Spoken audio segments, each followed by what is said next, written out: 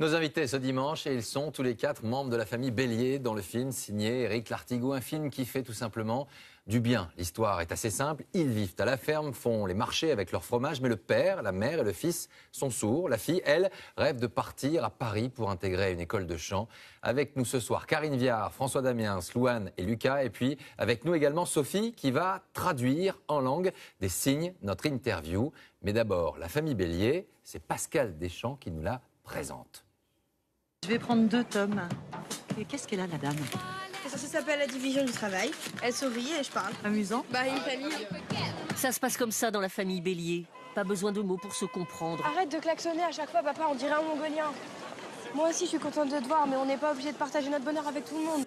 Circonvolution, des périphrases, on s'arrange de plein de choses. Et eux, c'est cash et quelquefois trash même, parce qu'ils vont direct. Est-ce que ton père aimait la crème que j'ai prescrite? Moi non. J'ai le vagin en feu, des champignons partout. Ça te gêne pas, toi? Je vais t'en faire une bonne poêlée, moi, de champignons, tu vas voir. Oh! C'est découvrir une autre langue pour les comédiens, une langue qui est visuelle. C'est des concepts qu'ils n'ont pas forcément l'habitude d'utiliser. C'était pas simple, mais ils sont vraiment investis et ça se ressent, je trouve, en regardant le film. À chaque avant-première, des salves d'applaudissements, chacun à sa manière. Que le public soit malentendant ou pas. Et dans la salle, des personnalités conquises. Drôle et tendre, voilà, c'est parfait. Adoré. À mon avis, c'est le carton de Noël. Remarquablement joué, on a vraiment eu de l'émotion et du plaisir. T'es pas une mauvaise mère, au contraire. T'es la mère dont tout le monde rêve. Cette famille Bélier a tout pour être une belle surprise. Bonsoir à tous, merci d'être avec nous. Karine Viard, quand on dit c'est un film qui fait du bien, c'est un joli slogan, c'est ce que vous avez ressenti très vite. Ah oui, tout à fait. À fabriquer, c'est différent, mais c'est vrai que quand on a vu le film, c'est globalement ce que tout le monde ressent, y compris nous qui l'avons fabriqué. Il y a quelque chose de très authentique, de très sincère. François Damiens, si vous aviez une définition pour ce film, pour cette famille-là, qu'est-ce qu'elle a de si particulier, cette famille? Moi, je dirais qu'elle communique d'une autre façon qu'avec les mots, en fait. Mais elle communique peut-être plus que pas mal d'autres familles. Elle est très unie et la preuve, c'est qu'on n'a pas envie de voir la petite partir. Elle a un personnage central, c'est vous, Louane, qui l'incarnez. Alors, on vous connaissez à travers la voix, à travers The Voice, vous voilà comédienne. On vous savait un peu timide. Ils vous ont aidé un petit peu tous là, à vaincre cette timidité? C'est pas vraiment que j'étais timide, c'était plutôt que j'étais une grande stressée. C'est vrai qu'ils m'ont beaucoup aidée, ils m'ont aidée à avoir confiance en moi, ils m'ont beaucoup aidée sur le jeu et merci. Elle nous a beaucoup aidé aussi parce qu'elle a travaillé énormément. Énormément. Merci. Probablement Louane qui a travaillé le plus, d'ailleurs. Lucas, vous êtes le seul dans cette famille, finalement, à être dans la réalité, sourd. Comment ça s'est passé, ce tournage? Et puis, vous les avez trouvés comment, eux, avec ce langage des signes? Cette langue, pardon, des signes, parce qu'il faut dire langue des signes.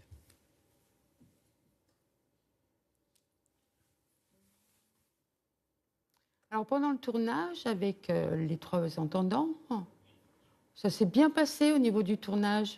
Parce que tous les 3, vraiment, ils ont fait des efforts pour essayer de signer tout le temps. Ils ont essayé de s'exprimer au niveau de la langue des signes avec le texte. Bon, c'était difficile, c'est normal. Mais quand même, ils ont vraiment appris tout ce qu'il fallait pour communiquer en langue des signes. Et du coup, le tournage s'est vraiment bien passé. Louane, vous avez tellement appris qu'on vous voyait, juste avant le sujet, je vous voyais communiquer avec Lucas. Vous avez travaillé pour votre bac, en fait. Vous allez passer cette... Oui, c'est vrai que je vais passer l'option en bac cette année et en même temps, c'est cool parce que ça me permet de lui parler et c'est tellement drôle parce que du coup, on se raconte plein de choses, on parle des gens autour de nous sans forcément qu'ils comprennent. Bon, c'est vrai qu'il y a ses parents qui nous espionnent un peu parfois quand on parle ensemble, mais c'est vrai, c'est marrant.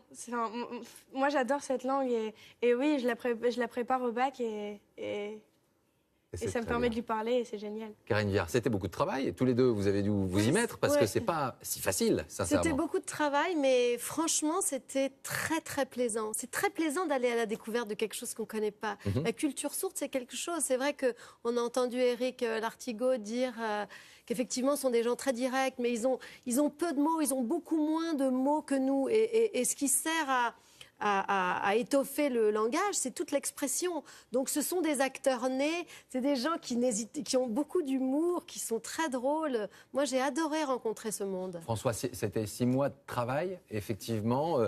Obtenir cette technique, finalement, c'était compliqué? Oui, c'était pas facile. Effectivement, moi j'ai un peu sous-estimé le travail dans un premier temps, et puis je me suis rendu compte que non seulement il fallait apprendre les signes, puis il fallait apprendre à jouer, puis il fallait apprendre à connaître le texte de l'autre, et puis se détacher de tout ça. Mais c'est vrai, comme dit Karine, c'est intéressant. Moi je compare un peu les sourds, entre guillemets, sans vouloir faire de clichés, aux jeunes enfants et aux personnes plus âgées, qui vont directement droit au but. Et c'est vrai que nous, parfois, on met beaucoup de couches. Lucas, il y a cette langue, ces signes, et puis bien évidemment, il y a l'expression d'émotion, de sentiments avec le visage, bien évidemment. Il y a beaucoup de choses dans cette langue-là. Oui. C'est vrai qu'avec la langue des signes, il y a les expressions du visage qui nous aident énormément pour tout comprendre. Par exemple, si je signe que comme ça, sans aucune expression du visage, on ne va pas forcément comprendre ce que ça veut dire. Alors que si on met justement des expressions dans le visage, la tristesse, le sourire, etc., et c'est vrai que les expressions vont aider à la compréhension. C'est une rencontre, vous le disiez, avec un univers. On comprend tout avec une scène très émouvante. Lorsque vous vous mettez à chanter et qu'on vous voit, vous deux, percevoir l'émotion à travers les larmes autour des uns et des autres, et vous n'entendez pas, vous ne percevez pas cette voix qui nous émeut, qui émeut la salle entière, et vous, ses parents. Mais c'est ça qui est très fort dans le film, c'est que ça procède de façon assez simple. C'est qu'à un moment donné, quand on voit ce film, alors que les sourds, ça peut nous sembler un monde à part, là, on s'approprie ce monde, on se met à leur place, et d'un seul coup, ils ont une fille qui part de la maison, c'est déjà un événement assez majeur, mais en plus, elle part pour chanter, et eux ne l'entendront jamais. Donc, ça a effectivement une espèce d'enjeu émotionnel très fort. Et à un moment donné, on est à la place de ces deux scoops qui voient partir sa fille, qui n'entendra jamais chanter, qui voient dans les yeux des autres qu'elle a l'air d'avoir du talent, mais ils ne seront jamais là pour pouvoir le certifier, quoi. Un mot de ce scénario, François. Vous allez vous lancer en politique. Vous allez vous lancer finalement pour la mairie de ce village. C'est une épreuve pas évidente. Comment ça se passe finalement? Vous essayez de les convaincre? C'est ça, je crois que le personnage est déjà un petit peu agressif avec son entourage, enfin les élus locaux, parce qu'il se sent diminué. Ouais. Le fait de se sentir diminué, il se sent plus agressif. Enfin, il est plus agressif.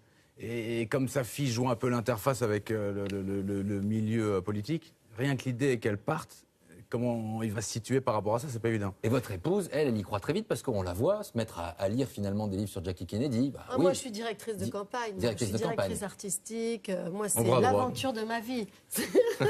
Non, parce qu'ils sont assez folklore. C'est ça qui est très agréable très aussi. Très drôle, très folklore. Ouais. Et vous, Louane, vous jouez la médiatrice dans tout ça parce que quelquefois, ils s'entendent pas, parfois ils s'emballent un petit peu. Mais vous allez avoir une autre rencontre avec un professeur qui est joué par Eric Mostino, qui lui a un coup de cœur pour vous, parce qu'il a l'impression d'être enterré dans cette campagne, et tout d'un coup, il se dit « ça y est, j'ai ma pépite, c'était vous ». Avec qui? Avec Michel Sardou. Il vous fait découvrir Michel Sardou, et effectivement, quand on rencontre Michel Sardou, c'est une vraie rencontre. C'est sûr que c'est une vraie rencontre. C'est vrai que, justement, Eric Mostino, dans le film, par rapport à mon personnage, c'est vrai qu'il lui fait une... Comment je peux expliquer ça? Il l'a fait découvrir. Et il la révèle, c'est ça. Et en fait, c'est grâce à lui, justement, qu'elle veut partir, qu'elle rencontre cette passion. Et en même temps, c'est grâce à lui, c'est à cause de lui aussi qu'arrivent tous les problèmes, du coup. Merci à tous. Merci d'être venus nous rendre visite. Lucas, merci beaucoup. Cette carrière, vous la continuez dans la comédie? Oui. Oui, c'est vrai que moi, j'aimerais pouvoir continuer. Mais bon, on m'a proposé un autre film pour l'instant. J'ai dit, bah oui, moi, j'aimerais pouvoir participer sur un autre film, être comédien, hein, comme François, par exemple, de pouvoir jouer le rôle d'un sourd, pourquoi pas, faire un film d'entendant aussi. Hein. Alors, je peux, pas, voilà, ça serait pas moi qui parlerais, évidemment, puisque je suis sourd, mais quelqu'un qui ferait ma voix, et moi, je pourrais jouer comme comédien. Merci à tous les quatre. On vous retrouvera bientôt sur un bateau parce on s'était parlé à travers un duplex sur la Transat, Jacques Vabre. Ça, c'était une expérience incroyable. Ouais, c'était fantastique. J'étais voir le départ de la route du Rhum avec Tanguy de la Motte et c'est vrai que ça m'a juste donné envie de repartir, quoi. C'était assez magique, avec en tout cas. Initiative Cœur. Merci. Voilà. Pour voir ces images qui étaient cette traversée un peu folle. Merci à vous. On souhaite plein de belles choses pour ce conte de Noël et cette belle fin d'année. Belle fin d'année à vous tous. Merci d'être passé nous rendre visite. On va regarder une image de sport et de football avec la mauvaise semaine des Parisiens qui sont à Guingamp dès la fin de ce journal. Merci à vous de nous avoir suivis tout au long du week-end. C'est la météo tout de suite avec Tania Nyong, suivi de Mensonges d'État avec Leonardo DiCaprio et Russell Crowe. Demain, l'info, c'est dès 6h30 dans Télématin. Passez une très belle semaine et une belle soirée avant.